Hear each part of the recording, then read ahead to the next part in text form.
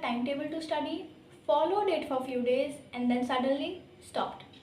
If you're doing this, you're not alone.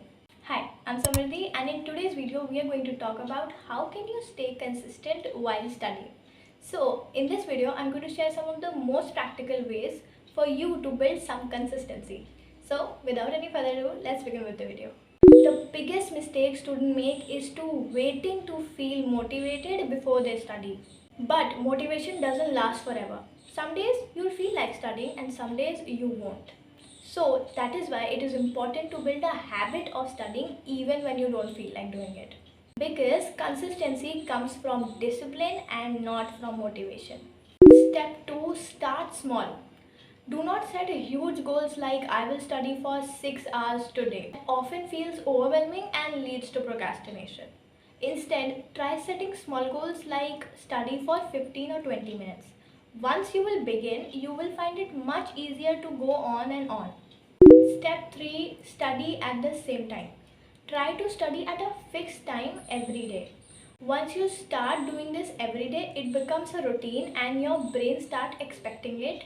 So it becomes a habit and you are not going to force yourself to study. Step 4, don't let one bad day stop you. Missing one day of studying doesn't mean you have failed. Everyone has off days. The most important thing is getting back to study the next day instead of completely giving up. Because consistency is all about coming back on track. Step 5, remove distractions. Before you sit to study, remove all the distraction in your room. For example, your phone or anything which is not related to your work. Even a small distraction can break your focus. So creating an environment which is distraction free can help you stay consistent for a longer time. Consistency is not about studying for long hours every day. It is about showing up every day regularly even when you don't feel like doing it. So start small, stay patient and trust the process.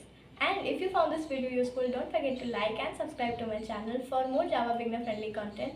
And I'll see you in the next one. Till then, keep coding, keep growing.